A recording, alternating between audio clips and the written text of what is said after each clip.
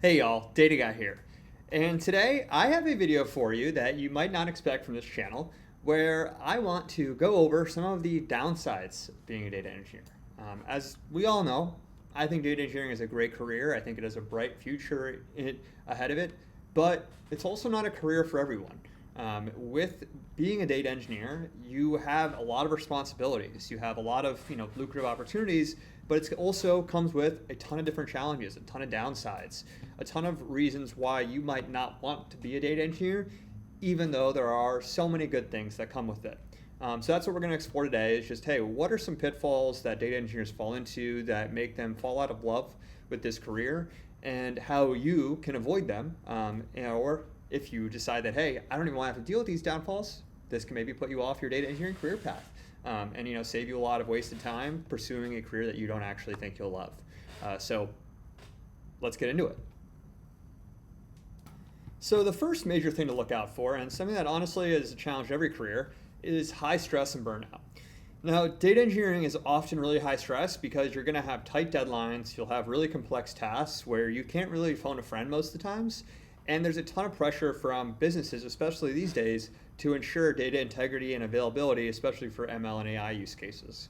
Where if you have bad data, you have bad AI and ML, and you're just wasting time and spending a lot of money. So the need to constantly keep up with the rapid evolution of technologies and be able to manage all these systems can also just further increase that stress level because there's never a point where it's going to plateau. You're never going to reach a point where you're like, oh, okay, now I'm just cruising.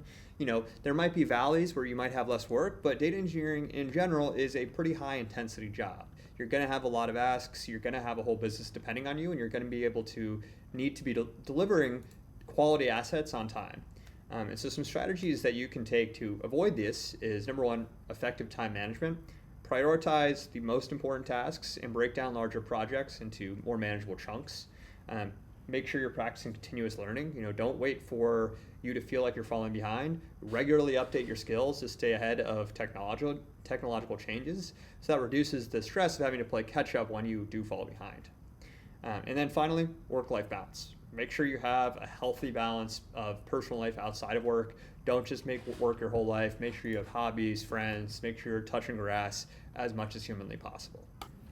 Now, the second potential downfall here with data engineering is the complexity of the work. And to kind of illustrate this, I've just brought up a very non-comprehensive view of just how many different applications you'll have to manage in the modern machine or data engineering stack.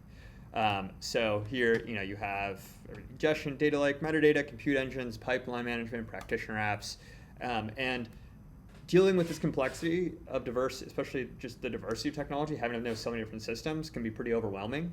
So some strategies to kind of break this down are number one, incremental learning. Just focus on mastering one tool or technology at a time. Don't try to boil the ocean and learn everything at once. Also, mentorship, seek guidance from experienced colleagues or mentors that have more experience. They can kind of guide you into the right way to learn a new tool.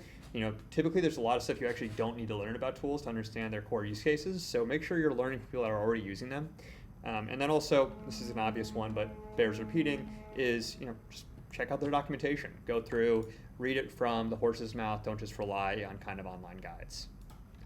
Now, the third category I want to talk about is monotony and repetitive tasks.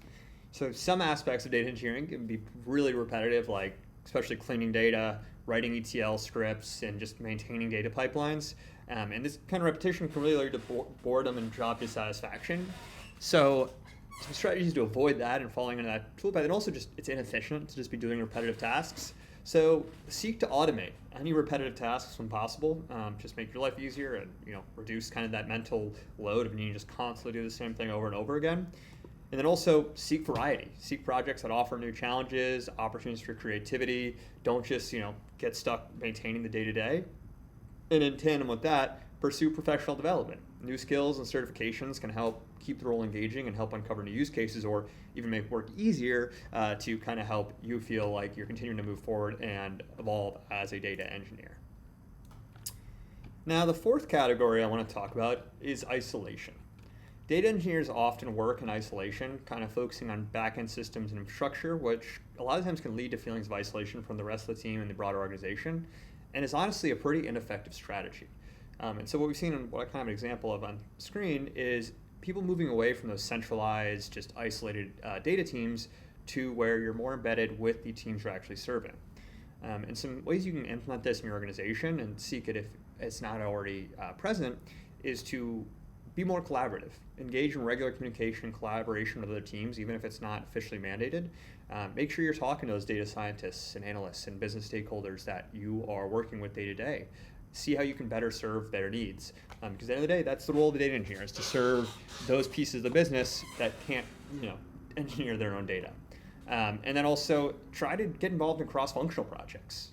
Cross-functional projects where you have multiple different teams working together can really help, bring you into interaction with many different departments, and then also increase visibility of the role you're doing because you're affecting multiple different lines of business, not just restricting it to, hey, something gets requested, all right, you deliver it, and it's just kind of a transactional relationship. Now, another potential downside of the data engineering career for some people is the high responsibility and accountability it requires. Data engineers bear significant responsibility for the accuracy, reliability, and security of data. So any mistakes that you make can have really substantial consequences, which can lead to high levels of potential stress if you're really being held accountable for any kind of failure.